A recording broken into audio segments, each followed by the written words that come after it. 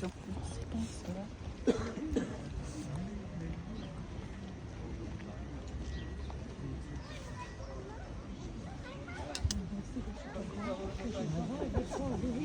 Ça va, chichi, vas-y, dans la dame.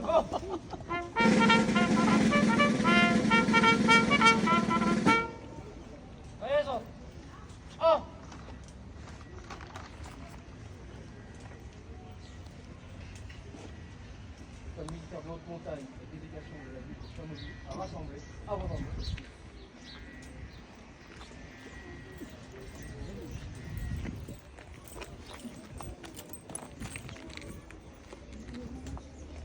À rencommement, reposez, ample, repos, garde.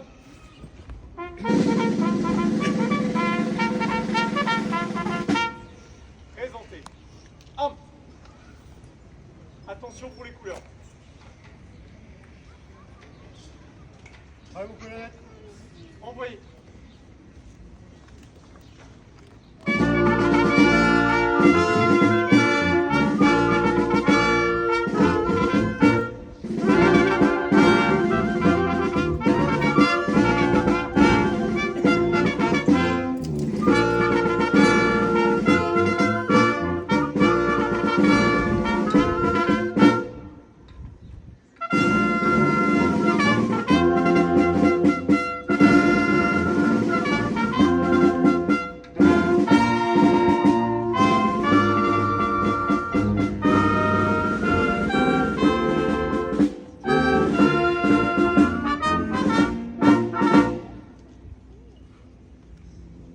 Reposez, ample, repos, garde.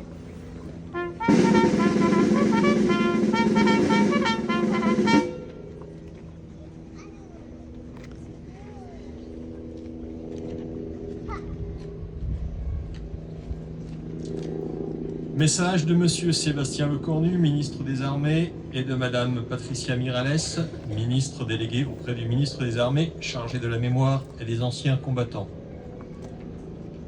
Le 8 mai 1945, quand la nouvelle de la victoire parvint à Paris, le général de Gaulle, qui incarnait la voix de la France libre et combattante, adressa ces mots à la nation. Tandis que les rayons de la gloire font une fois de plus resplendir nos drapeaux, la patrie porte sa pensée et son amour d'abord vers ceux qui sont morts pour elle, ensuite vers ceux qui ont, pour son service, tant combattu et tant souffert. Pas un effort de ces soldats, de ces marins, de ces aviateurs, pas un acte de courage ou d'abnégation de ses fils et de ses filles, pas une souffrance de ces hommes et de ces femmes prisonniers, pas un deuil, pas un sacrifice, pas une larme n'auront donc été perdus. Le sacrifice pour la victoire avait été immense. Aux soldats morts, blessés, prisonniers, aux résistants foudroyés ou torturés, s'ajoutaient les civils assassinés et déportés, en particulier les juifs morts dans la Shoah, ainsi que les champs de ruines laissés par les durs combats de la libération.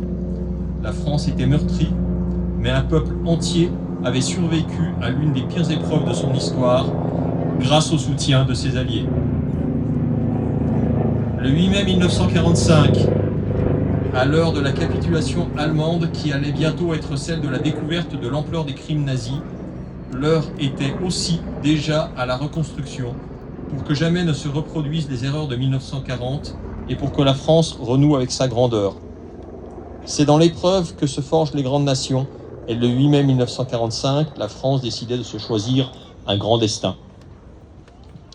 Dans l'effervescence de la victoire, et pour faire écho aux immenses sacrifices consentis pendant les années de guerre, les Françaises et les Français reprenaient confiance en eux-mêmes.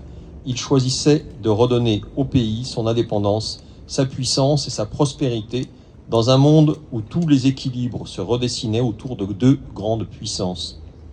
Cette ambition a permis de construire un modèle français qui fait notre grandeur et notre fierté, dans les domaines militaires, sociaux, scientifiques, industriels, économique et culturelle. Aujourd'hui, nous jouissons encore de cet héritage de la libération, des choix courageux de nos grands anciens.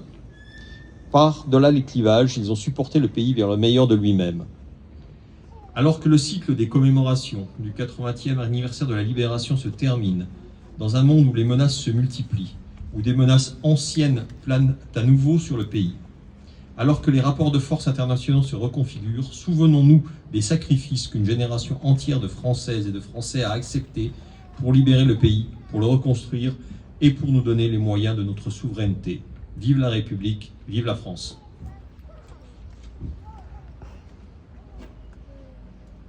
Repos. Garde à vous.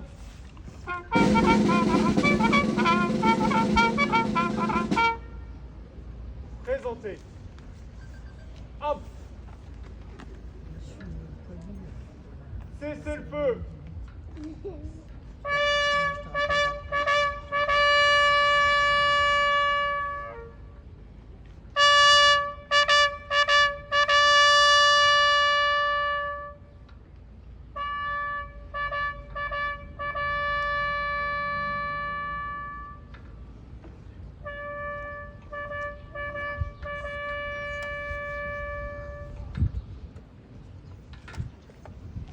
Reposez. Hop.